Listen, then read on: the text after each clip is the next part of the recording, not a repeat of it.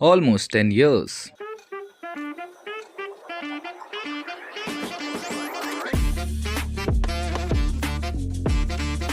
And I forgot to mention that this is the story of how I became the world's greatest hero. well, My Hero Academia, easily one of the greatest shows of the decade. And to think that it all started with. Hold on, that's the wrong clip. Young man, you too can become a hero.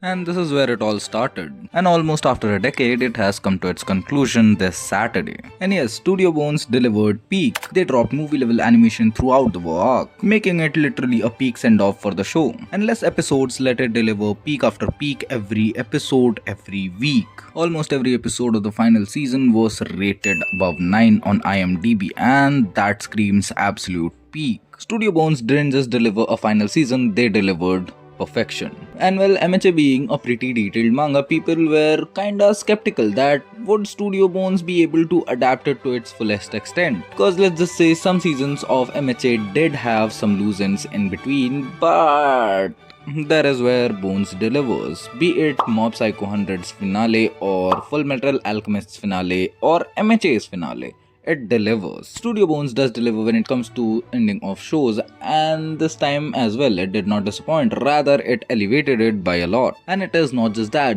ये season बिल्कुल भी time बर्बाद नहीं करता है. When you sit and watch the season, every episode you feel like, okay, what's next? Okay, I'm waiting for the next episode. Okay, this is actually happening. And the final season keeps you on the edge of your chair as a final season of any show should. And pardon my sore throat, I don't think my voice would be consistent throughout the video.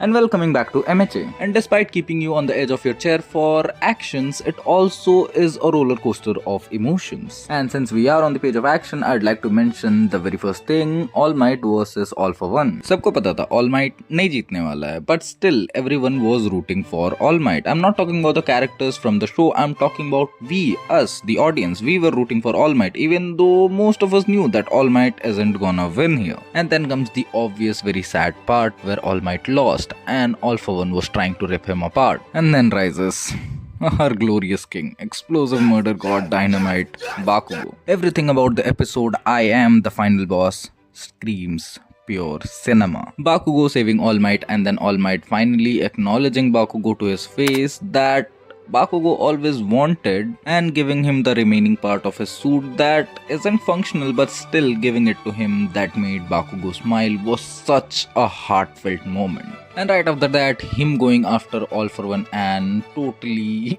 killing the baby. Like, yeah, that was literally like Atomic Baby versus Coughing Dynamite kind of shit. And that is what I mean when I say that this season has so great action, but at the same time it also has a roller coaster of emotions. Be it Shigaraki fighting Deku and then Nana Shimura finding out that she could have been the potential reason that Shigaraki is that way, and All for One targeted him, and to the point that everyone wanted Deku to end Shigaraki, but Deku still was trying to save Tomura, the kid. And I saw people criticizing that action online as if it was bad writing, but it never was bad writing. It is how the character was always intended to be. If you watch Deku from day one, he is that way. He has always been that way. And in the end, when all hopes was lost, when Deku lost his arm, when everyone came back to help Deku, that was such a hype moment. I loved that moment so much. And everyone was helping Deku fight off All for One, and then Deku landed the final blow to All for One, and that moment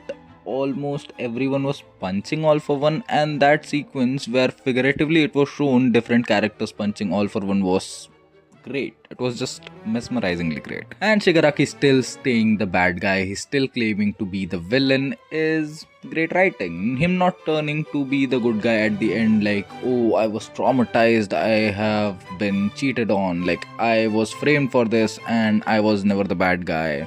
No, none of that. He still wanted to be the bad guy. That makes him a pretty well written character in my books. And as the majority was praising the ending, some were like, oh, with the power of friendship we defeated All for One. But yeah, that's the whole point of the show, dumbass. Everything to the last minute detail of the show was just perfect. बहुत सारे parallels भी थे previous season से, जैसे बाकुगो and All Might का हो गया, या फिर डेकू का प्रीवियस सीजन से हो गया, या फिर डेकू एंड ऑल माइट का लास्ट एम्बर वाला हो गया। There were so many parallels throughout the season and they just kept on reminding like nostalgia factor. And not just that कि एक्शन पे फिनाले खत्म हो जाता है, उसके बाद रीबिल्ड होना दिखाते हैं, आगे के फ्यूचर्स को दिखाते हैं, शोटो की स्टोरी दिखाते हैं जहाँ पे Shoto and Dabi were talking and he says that soba noodles were his favourite noodles and he actually cries. That is such a powerful scene, considering that the previous seasons have already established that Dabi cannot cry cause his tear ducts are burnt. He burnt his tear ducts and so his eyes cannot create tears. So he cannot cry. Yet he cried considering his remorse, guilt, and problems that he has caused to his family and his younger brother. Absolute perfection. Or the scene where Bakugo finds out that Deku is going to lose his powers and he won't be having one for all for much longer. And that scene feels so powerful just because of Bakugo, because of how arrogant of a character that Bakugo has been throughout every season, and considering that he is now the character that has gone through such great character development. One of the highest rated episodes of all times is Izuku Midoriya Rising, and that is the episode where they defeat All for One. And not disregarding that it was the highest rated episode and it was such a phenomenal episode, still my favorite episode would be the last episode, My Hero Academia. And that is because it shows the growth of characters, it shows where the characters are now, and it shows that how far the characters of My Hero Academia have come. And I know it is kinda lame to be considering fictional characters as real life people and to be sad about a show ending, but still MHA feels personal to me. And it is not just because it's a long show and I've been watching it. Well, it is one part of it, but it is also that I have grown throughout the show. I've watched MHA since I don't know how long, I'm too lazy to calculate, but I have watched MHA since season 2. When season 2 was airing, I was there and I have followed it up every upcoming year. And the same year MHA came to an end, I'm in my last teen years. Yeah, next year, first few months, 20. I'm hitting 20. I'm gonna be old. I might even need stick to be walking straight. And as some people say, you might have heard your parents or your older brothers or sisters say that, oh, this show, I've grown with this show, I've grown with that show, yada yada.